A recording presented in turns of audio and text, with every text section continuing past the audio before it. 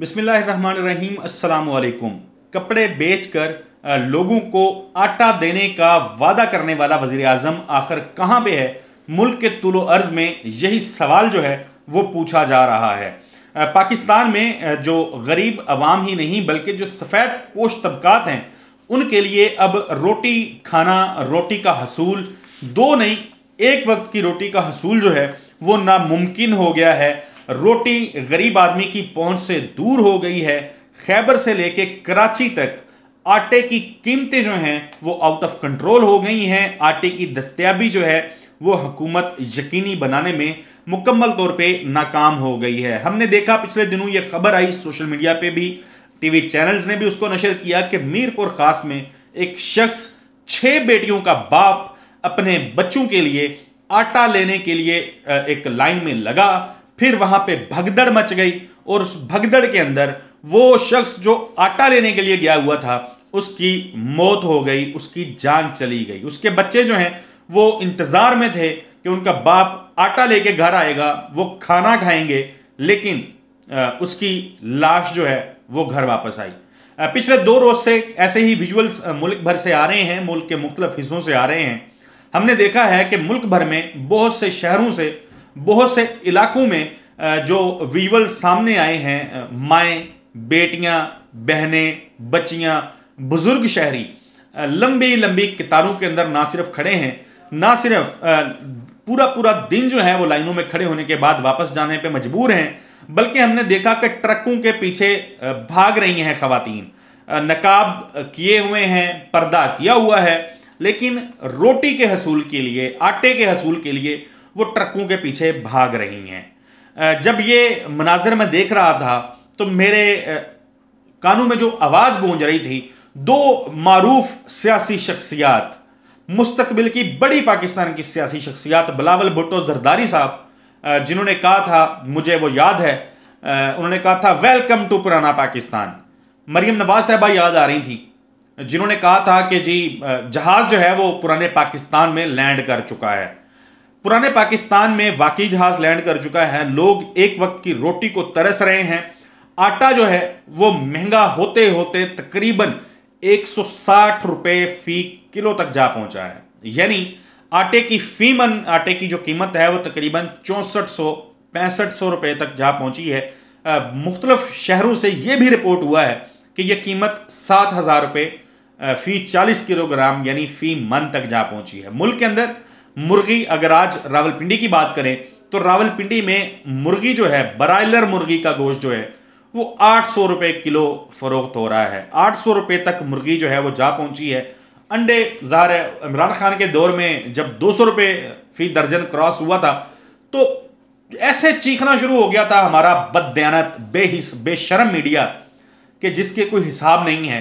लेकिन आज अंडे जो हैं वो 300 रुपए फी दर्जन पहुंच गए हैं। लेकिन मजाल है कि किसी बददयानत सहाफ़ी के मुंह के ऊपर मुंह से ये अल्फाज निकले हों, किसी ने शोर मचाया हो, या किसी ने आज मौजूद जो हुक्मरान हैं उनको शर्म या गैरत दिलाने की कोशिश की हो। कहा यह जा रहा है कि मुर्गी का गोश्त जो है वो 1000 रुपये फी किलो तक जा सकता है।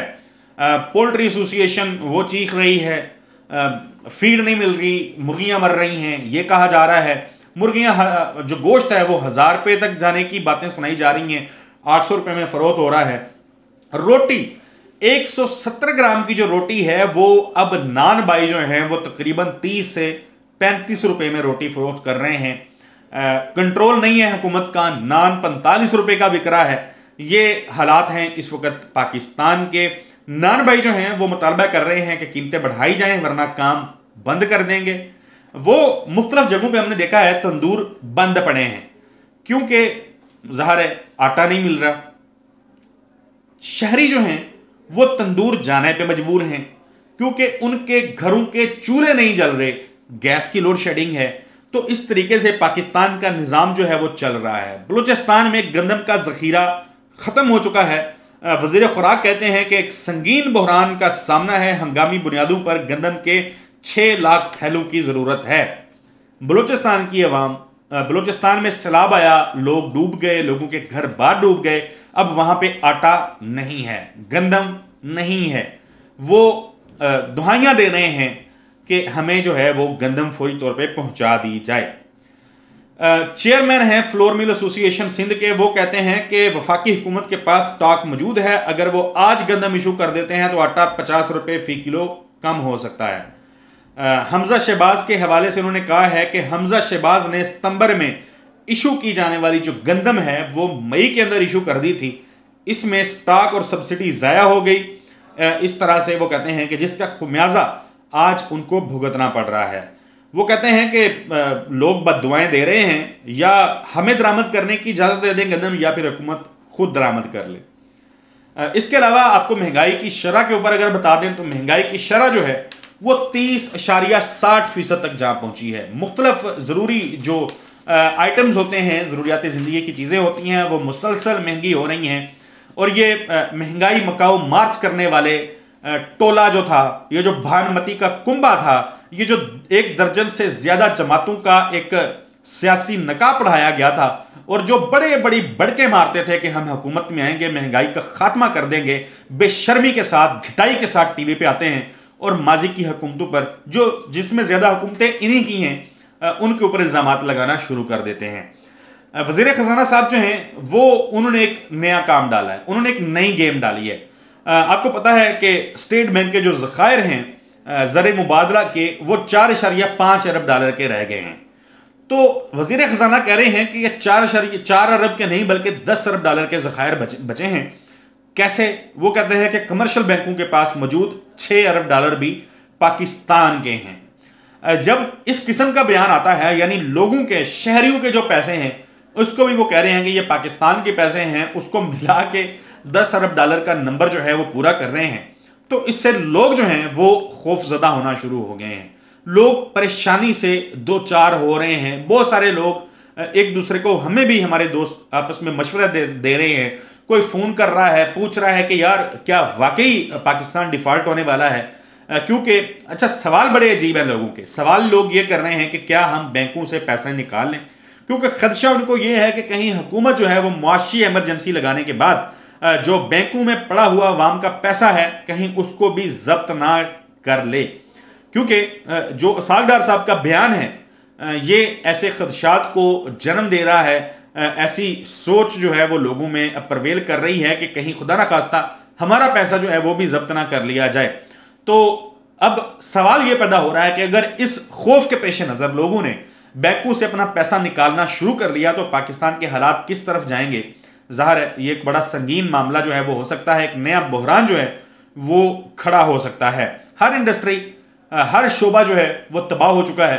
टेक्सटाइल इंडस्ट्री के लोग सबका दौरे हुकूमत में, इमरान खान के दौरे हुकूमत में मैं वीडियो सुन रहा था, लोगों की शॉर्ट सुन रहा था, जिसमें वो कह रहे थे कि जी ऑर्डर पूरे नहीं हो रहे, इतना ऑर्डर आ गया है हमारे पास, ऑर्डर पूरे नहीं हो रहे। 5,000 अरब से ज़्यादा रुपए की मालियत की लोगों ने टेक्सटाइल इंडस्ट्री पाकिस्तान में इंपोर्ट की, जिसकी इंस्टॉलेशन मुकम्मल हुई थी। लोगों ने अब एक्सपोर्ट्स बढ़ानी थी। पाकिस्तान में रजीम चेंज हो गई, और रजीम चेंज होने के बाद टेक्सटाइल ही नहीं बल्कि हर किस्म की एक्सपोर्ट जो है उसका सत्यानाश हो गया। आज फैक्ट्रियां बंद हो रही हैं।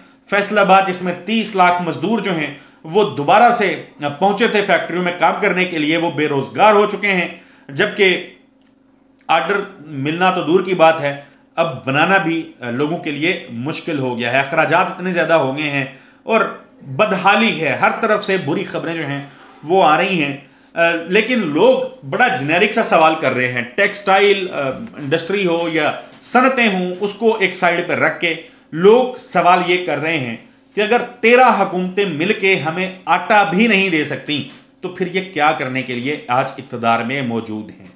अगली वीडियो तक के लिए मुझे इजाज़त दीजिए। अल्लाह हाफिज़।